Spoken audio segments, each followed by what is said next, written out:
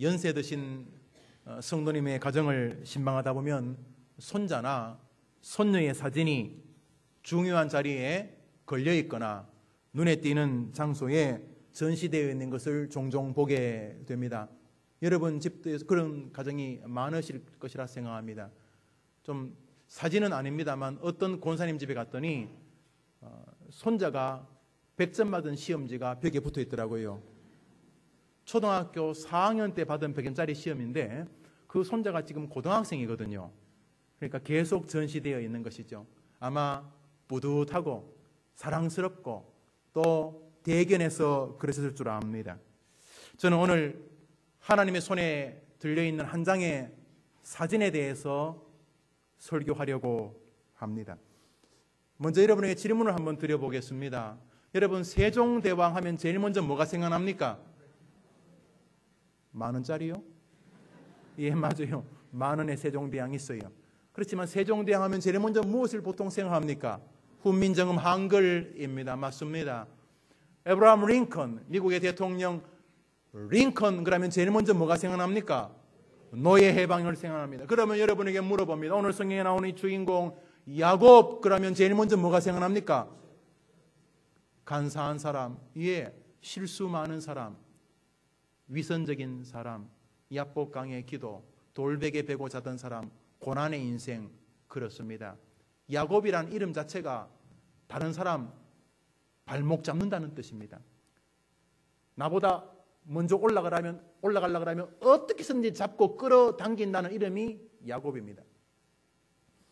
성경에서 야곱의 이야기는 놀랍게도 많은 비중을 차지하고 있습니다. 창세기에 야곱 이야기가 나오는데요, 12장부터 25장까지 10장 아브라함 이야기가 나옵니다. 아브라함의 하나님.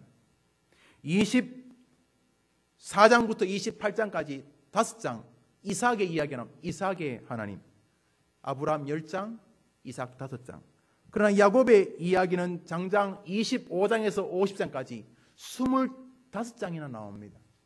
창세기가 50장인데 절반이 야곱 이야기라는 것입니다. 성경이 이렇게 굉장한 비중을 가지고 다루는 야곱의 생은 날 때부터가 평범하지가 않습니다.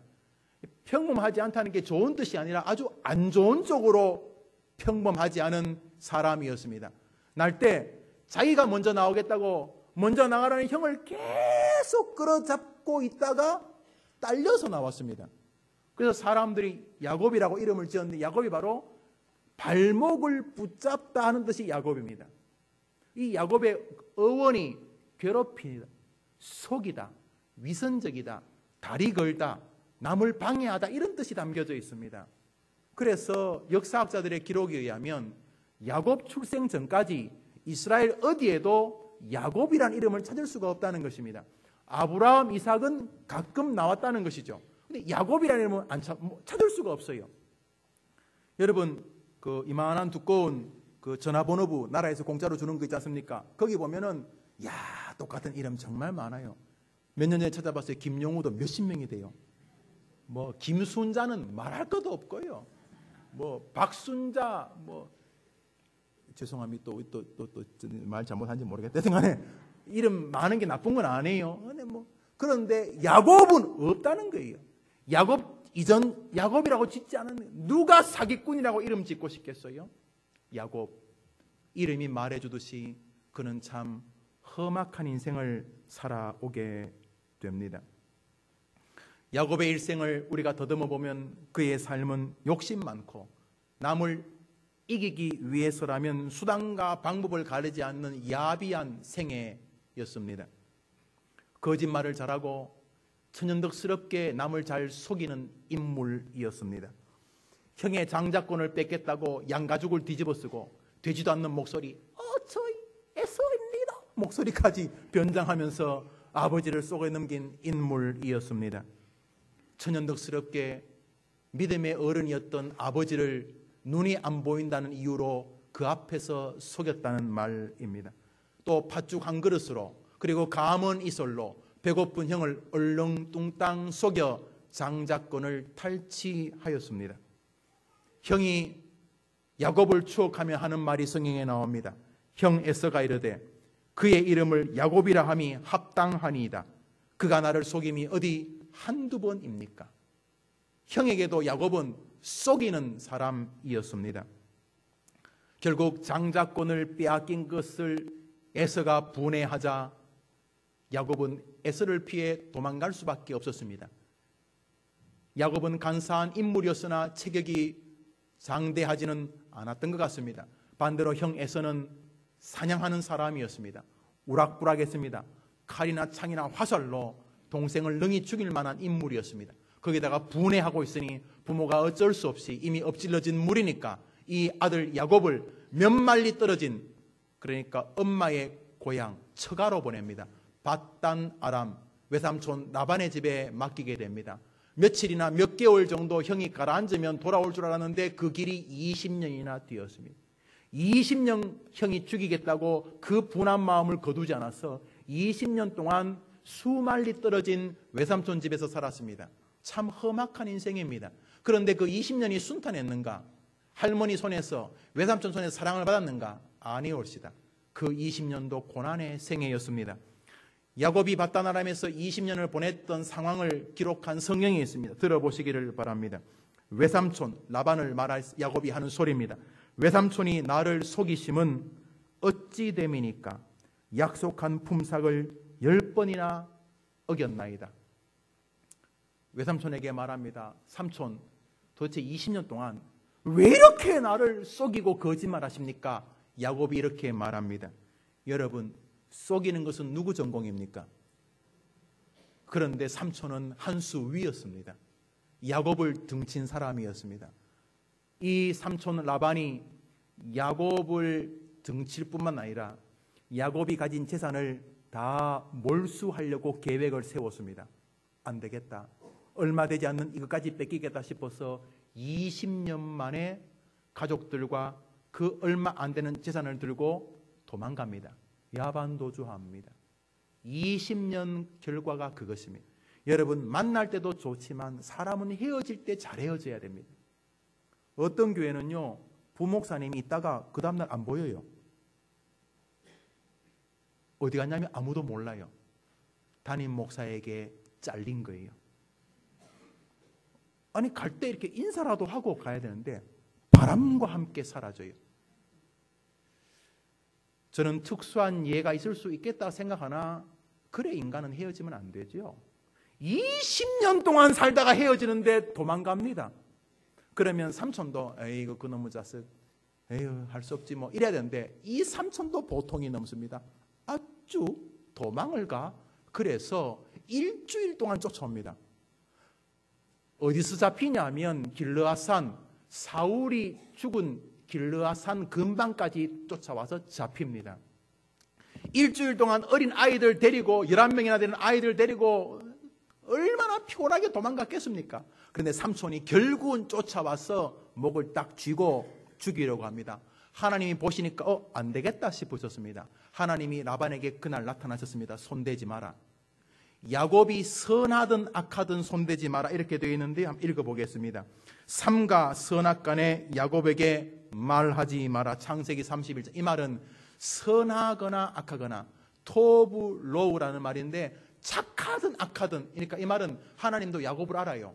야곱은 착하니까 손대지 마라 이렇게 말하는 게 아니라, 야곱이 뭐 사람 같든 인간 같지 않든 잘했든 못했든 손대지 마라 이렇게 말한 것입니다. 그러니까 하나님도 야곱이 어떤 종류의 인간인지 보고 계셨던 거예요. 그런데 하나님께서 당신이 하신 말씀이 있잖아요. 아브라함에게 뭐라고요? 너의 후손이 하늘의 별처럼 많을 거다. 근데 죽으면 되겠어요 그거? 그러니까 라반에게 나타나셔서 손대지 마라. 라반이 너무 놀랐습니다. 아니 저 쓰레기 같은 놈이 뭔데? 하나님이 개입하신 것입니다. 아 뜨거라!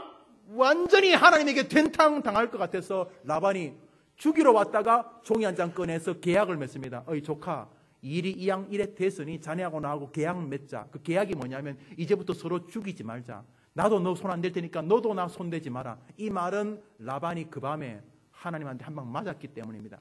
손대지 마라 야곱. 그래서 계약을 맺게 됩니다. 겨우 한 어려움이 수습되었습니다. 끝이 아닙니다. 그거 수습되기가 무섭게 앞에서 소식이 들려옵니다. 뭐라고요?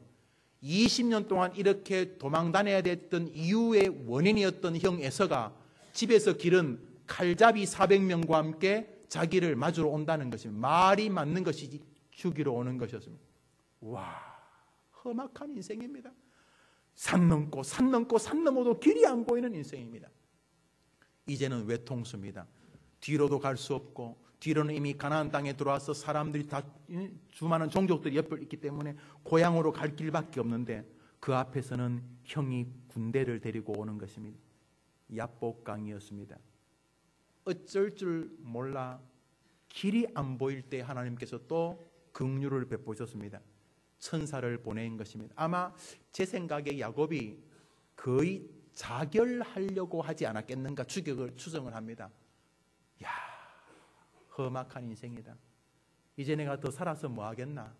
아마 야곱이 극단적인 결정을 하려고 한 듯 느껴집니다. 이 야복강 근가에. 원래 기도할 생각은 아니었던 것 같아요. 왜냐하면 잔머리를 다 굴립니다. 자기가 별로 좋아하지 않는 부인, 자기가 별로 이렇게 관심이 없는 사람 순서대로 쫙 다 보내고, 자기는 제일 끝에 이 야복강을 건너지도 않고 웃잖아 저쩌나 하고 기가 막힙니다. 깊은 침체, 디프레션에 빠졌던 것 같습니다. 그때 하나님이 또 저거 안 되겠다 싶어서 천사를 보냈습니다.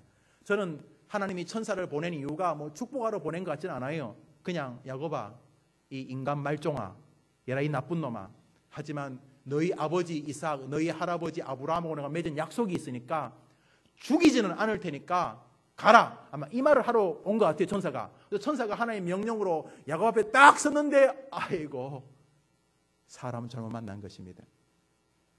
천사를 만나자마자 야곱이 뭐 합니까? 일단 바지가랭이부터 딱 붙잡았습니다. 천사도 놀랐을 겁니다. 왜냐하면 보통 인간은 이렇게 하지 않거든요. 여러분, 성경에 천사가 나타나면 사람에게 제일 먼저 무슨 말 합니까? 따라합시다. 두려워 말라, 놀라지 말라. 보통 천사가 사람 만나면 이렇게 말합니다. 왜요? 보통 사람은 천사 만나면 막 버들버들 떨고 기절하고 막 그러거든요. 그런데 야곱은 천사를 만나니까 어떻게 합니까? 일단 다리부터 잡습니다. 잡고는 나를 축복하지 아니하면 놓아드릴 수 없다, 이렇게 말합니다. 너무 기가 막힌 인간이었습니다. 천사가 야곱을 잘못 본 것입니다. 이거는 성이 안 나오니까 제가 지어봅니다. 야 임마 놔라. 얘라 이 인간 말종 같은 놈아, 놔라. 못 놓습니다. 아 놔라. 못 놓습니다. 나 이제 가야 된다. 놔라. 못 놓습니다. 천사가 할 수 없이 한 방 쥐어박습니다. 그래서 야곱의 환도뼈가 부러집니다. 성경에 처음 나오는 천사의 구타 사건입니다.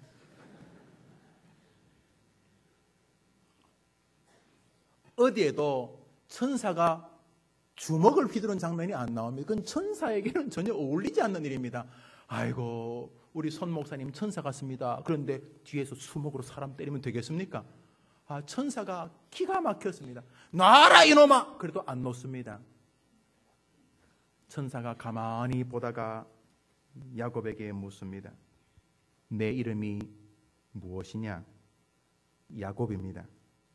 이제부터 너를 야곱이라 부르지 아니하고 이스라엘, 하나님과 겨루어 이겼다는 이름으로 불릴 것이다. 거기서 그가 야곱에게 축복하니라. 할렐루야. 참 부실하고 비실한 인간이지만 그는 하나님께 매어 달려 은혜를 입게 됩니다. 동이 틉니다. 저 멀리서 형 에서가 군대 400명과 함께 자기 앞으로 달려오고 있습니다. 그도 형을 맞으러 걸어갑니다. 절뚝거리면서. 창세기 32장은 말합니다. 그가 형을 만났을 때에 쩔었더라. 그렇죠? 여기 어디 하나가 부서졌습니다. 갈비뼈 하나가 나갔다고 생각하시면 되겠습니다. 절름하면서 형 앞에 섭니다. 20년 만에 만난 형, 마음의 분노가 사라지진 않았지 않겠습니까? 죽여버리겠다고 생각했는지도 모르겠습니다. 그런데 가까이 오니까 저 백발 노인이 하나 이제 오고 있는데 가만히 보니까 동생입니다. 걷는 폼이 절뚝절뚝합니다. 그리고 그 몰골이 어떻겠습니까? 지난밤 천사와 씨름하면서 그 몰골 자체가 진짜 가관이었을 것입니다. 그 모습 보는 순간 핏줄이 땡겼나요? 아니 그 밑바닥에 하나님의 도우심이 계셨겠죠. 그냥 찡한 마음, 사투리로 짠한 마음이 생겼습니다. 부둥켜 안고 펑펑 웁니다. 다 지나갔다 동생아, 이제 우리가 이 나이에 대해서 뭐 그래 싸우겠냐며 용서해 줍니다. 또 한 구비가 지나갑니다. 기가 막히고 험악하게 지나가는 것입니다. 이제 형하고 화해했으면 이제 곧바로 믿음의 삶을 살아야 될 텐데 또 형하고 화해했다고 가만히 보니까 그 주변 땅이 볼만합니다. 거기는 세겜 사람들이 통치하는 땅이었습니다. 세겜은 우상이 많은 동네였습니다. 우상이 많든 여기 돈 벌 기회가 있다 생각한 것 같습니다. 그래서 세겜 땅에 어설프게 정착을 하고 얼마 시간이 지나지 않아 세겜 주장의 아들이 자기 딸 디나를 겁탈하는 사건이 등장합니다. 그리고는 강제 결혼을 하자고 합니다. 이 세겜 사람들이 야곱이 가진 짐승이 탐났기 때문입니다. 이 소식을 뒤에 밭에서 일하다가 온 아들들이 듣자 아들이 잔꾀를 내어서 세겜 사람들을 할례하게 하고 남자들이 가장 고통스러울 때 칼을 들고 세겜 남자들을 다 죽여버립니다.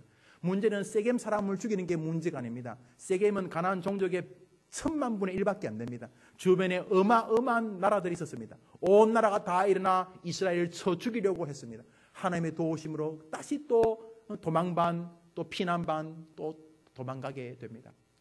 산 넘고 산입니다.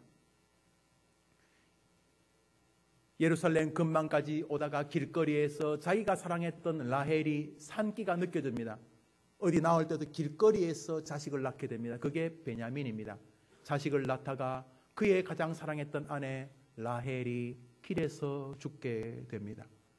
끝없는 인생의 고난입니다.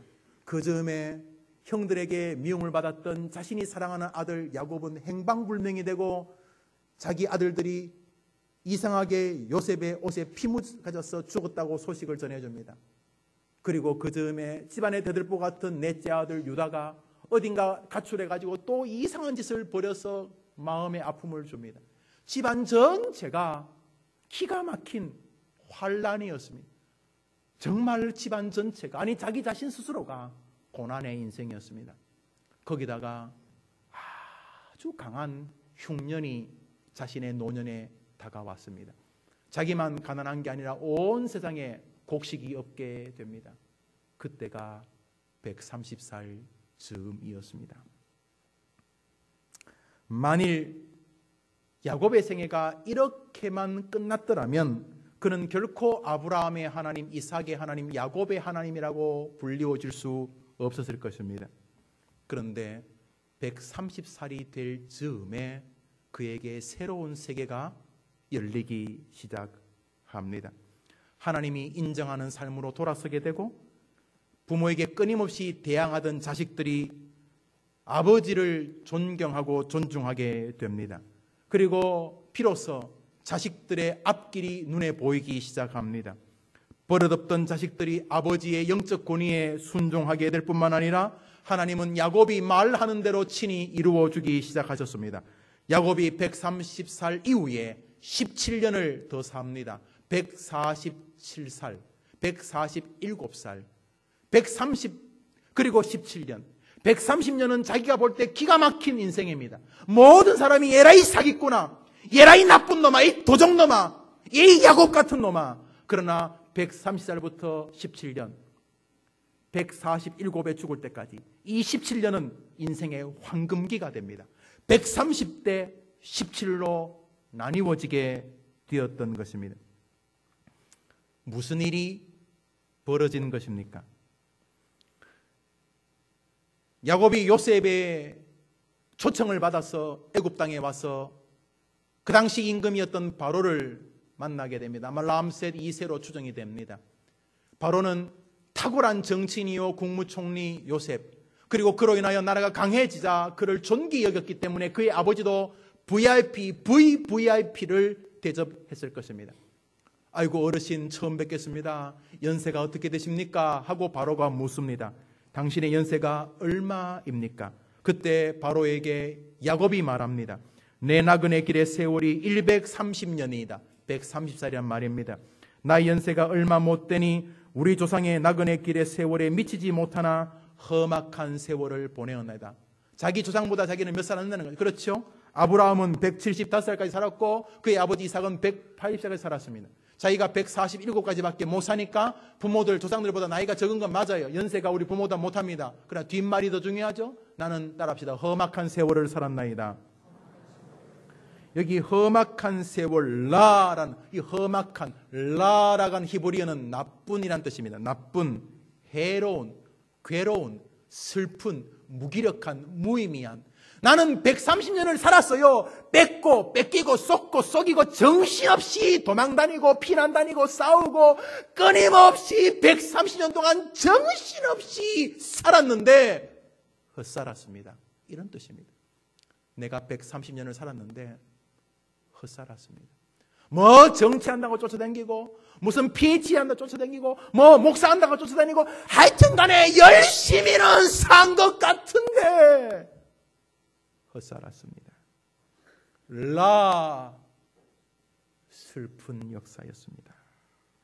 그러나 130 이후의 17년은 빛나는 생애가 됩니다. 아브라함의 하나님, 이삭의 하나님, 야곱의 하나님으로 불리우는 생애를 만들어냅니다. 야곱의 후손으로 다윗이 오고 야곱의 후손으로 예수 그리스도가 오시게 됩니다. 하나님은 야곱을 통하여 당신의 모든 역사를 이루어 가셨습니다.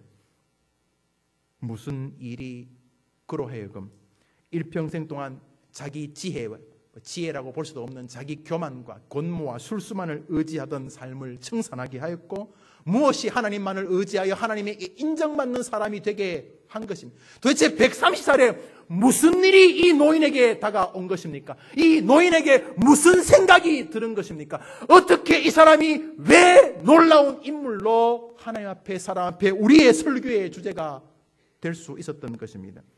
그것은 죽었던 것으로만 알았던 요셉이 살아있다는 소식을 듣는 것과 깊은 상관이 있습니다.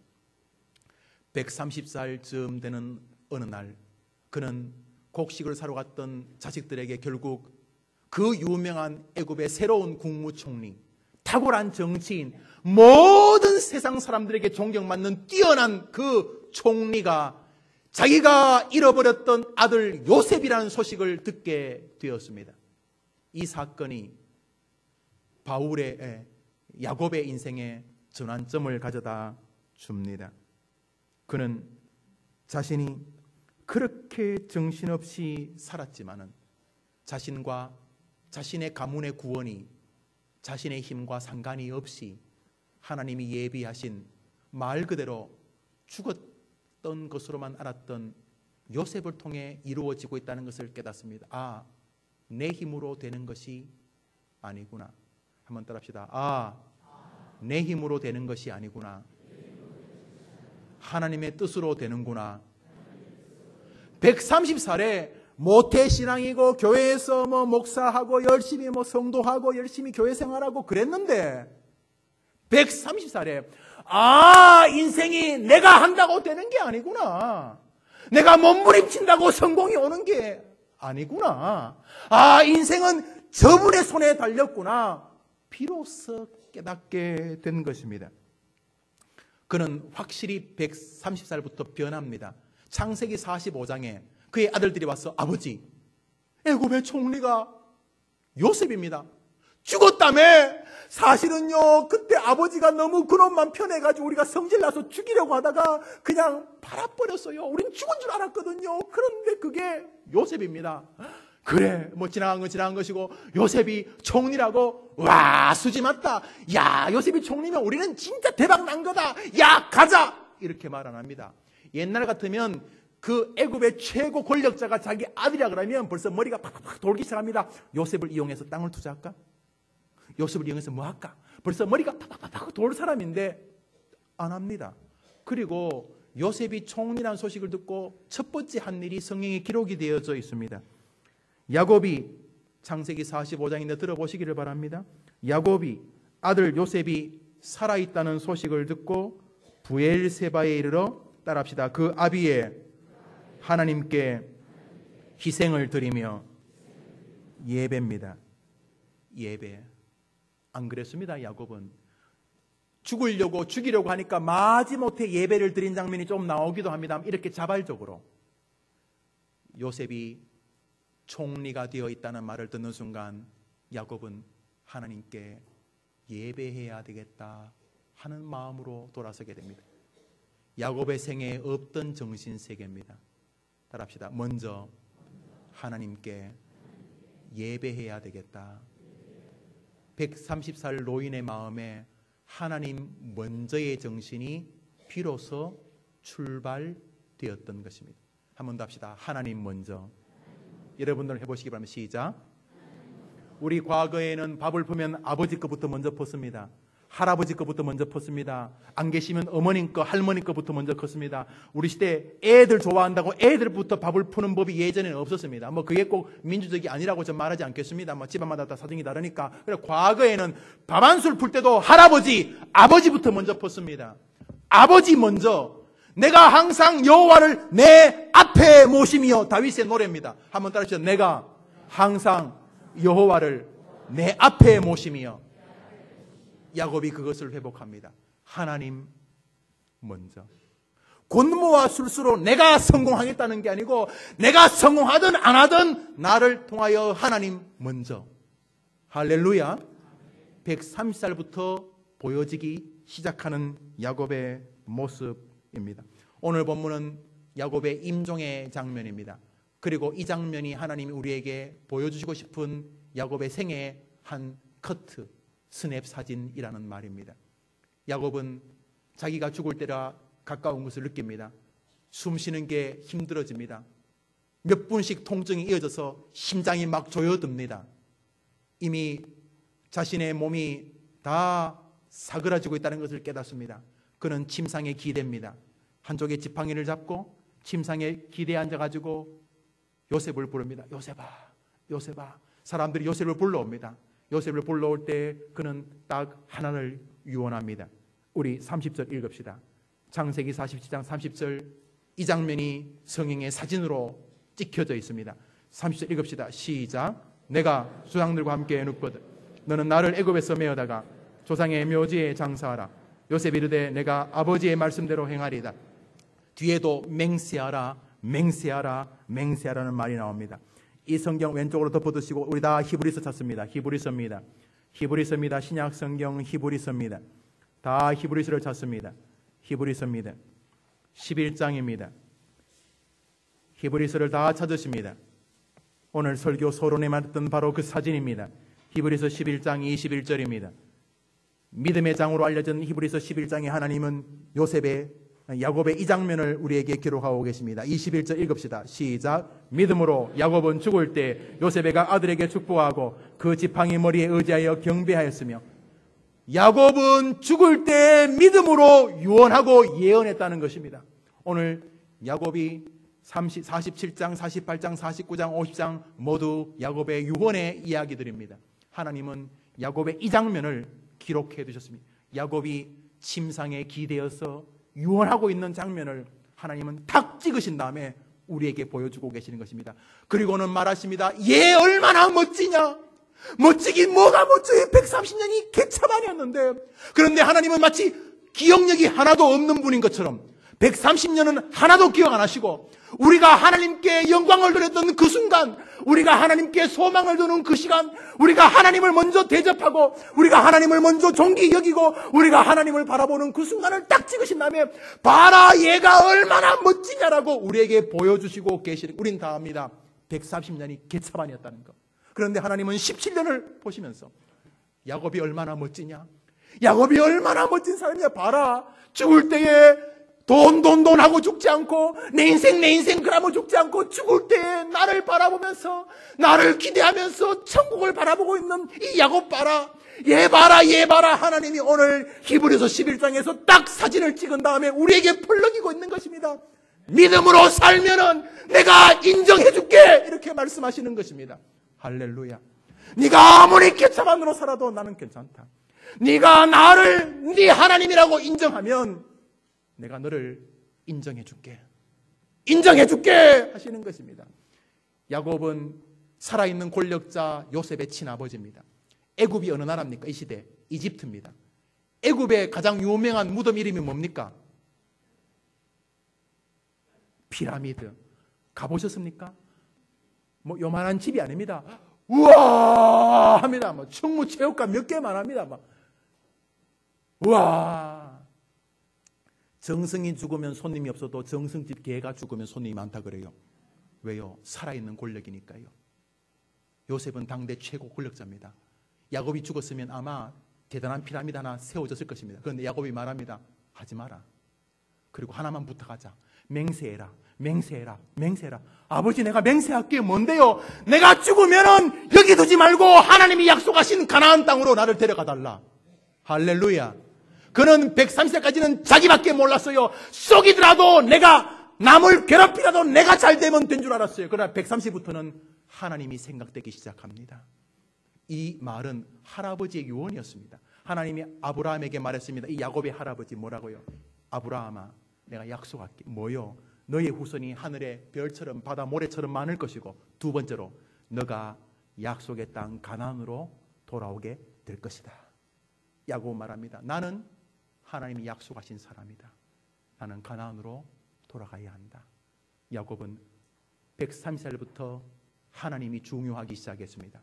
돈이 아니고 믿음이 중요하기 시작했습니다. 나는 죽을 때 부자로 죽는 게 소원이 아니고, 나는 죽을 때 우리 할아버지, 우리 아버지 믿음의 사람이었다. 우리 할머니 믿음의 사람이었다. 우리 아버지, 우리 어머니 믿음의 사람이었다라고 죽는 것이 이 사람의 소원이 되기 시작했던 것입니다.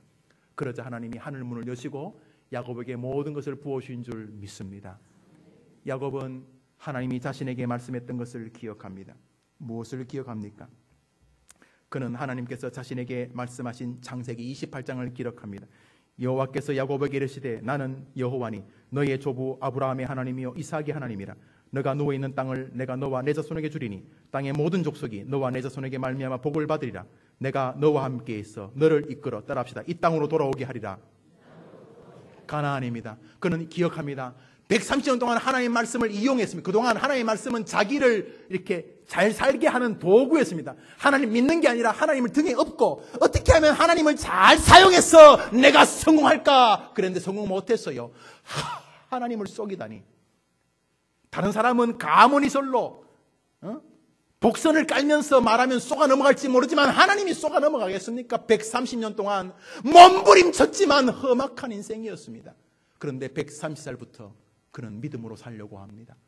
믿음의 사람으로 죽고 싶어 합니다. 그는 하나님의 말씀을 순종합니다. 말씀하셨지요? 너가 이 땅으로 돌아오리라. 그래요. 요셉에게 말합니다. 아들아, 하나님 내게 말씀하셨다. 나는 애굽의 부귀영화 멋진 무덤 안 원한다. 나는 하나님의 말씀 원한다.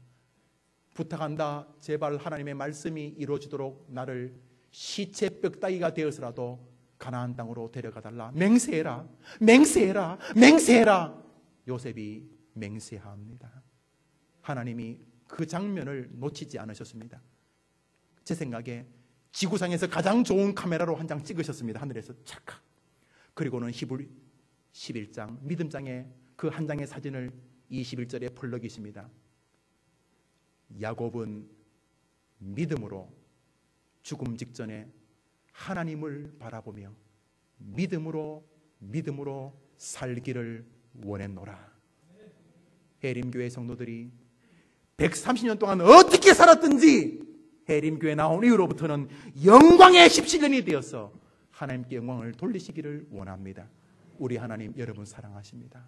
그래서 개차반처럼 살아서도 여러분이 하나님을 향하여 믿음을 드리려고 한다면 주님은 저런 나쁜 놈, 저런 130년이나 나쁜 짓 한 놈이라고 하지 않고 그 사진 한 장 드시면서 너무 좋아가지고 봐라 야곱 봐라 얘가 죽을 즈음에는 진짜 나밖에 모르고 살았다. 손자 손녀 사진 가장 중요한 장소에 걸어놓은 할아버지 할머니 심정처럼 믿음으로 사는 우리들을 기뻐하시는 그 하나님, 지금도 곁에서 여러분을 사랑하신 줄 믿습니다. 찬양합시다.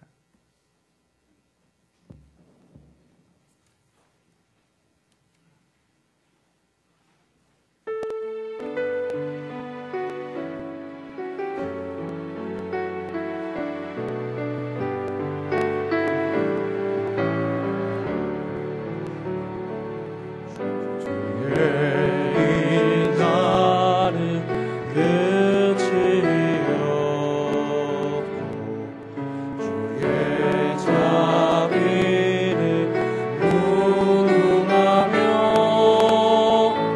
아침마다 새롭고 늘 새로우니 주의 성실이 은이라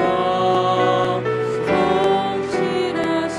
우리 한 번 더 찬양합시다. 주의 인자는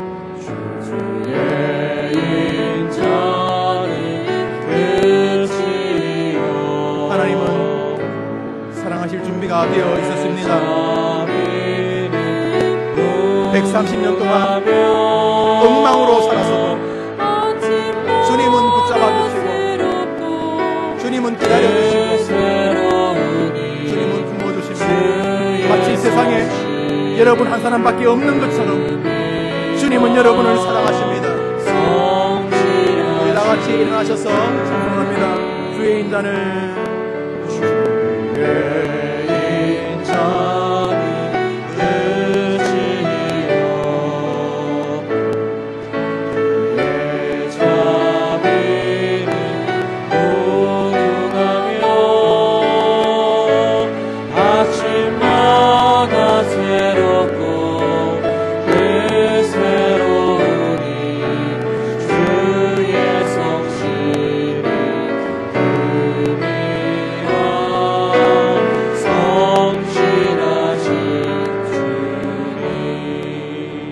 같이 기도합시다. 한번 따라합시다. 기회를 주시는 하나님. 한 번 더 합시다. 기회를 주시는 하나님.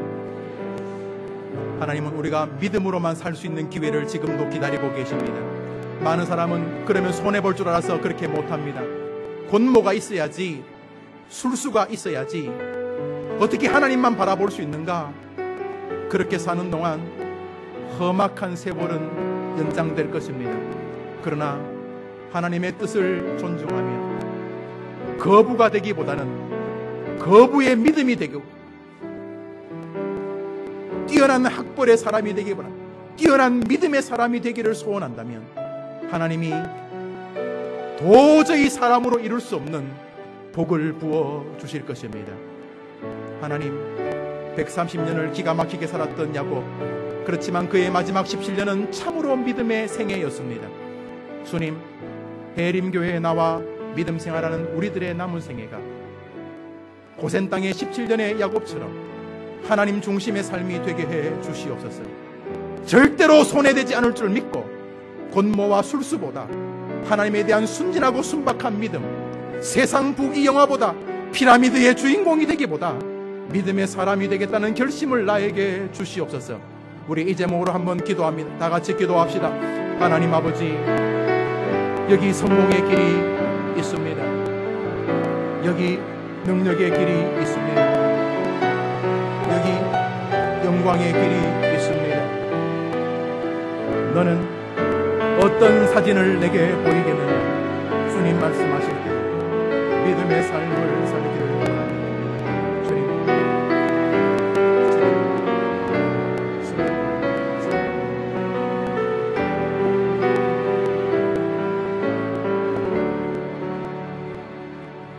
130년을 살아오는 동안 스스로 고백하기를 험악한 인생이었다고 할 만큼 성도답지 않은 인생이었습니다.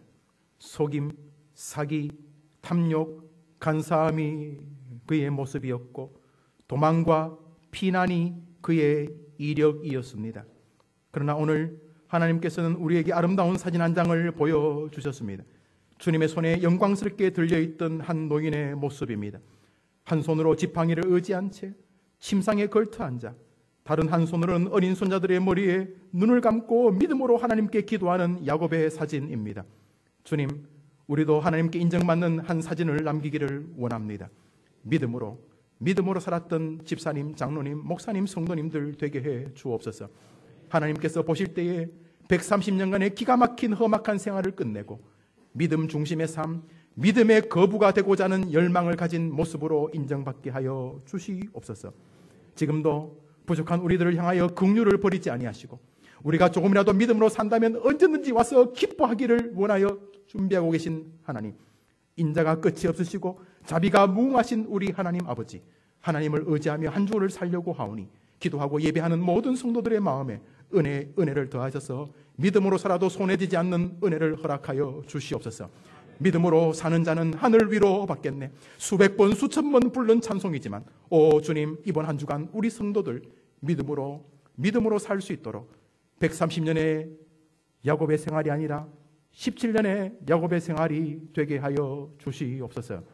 예수 그리스도의 이름으로 기도합니다. 아멘. 이제는 우리 예수님의 크신 은혜와 하나님의 사랑과 성령의 위로와 교통하심이 한 장의 사진, 말할 수 없는 자랑거리가 되어 하나님 앞에 휘날리고 있는 그 한 장의 사진 야곱을 보면서 우리도 부실하기는 마찬가지지만 우리에게도 기회가 있다는 마음을 가지고 믿음으로 살아보겠다고 결심하고 돌아가는 사랑하는 성도들과 저들의 치열한 한 주간의 생업 위에 이제로 영원토록 함께 있을지어다. 아멘.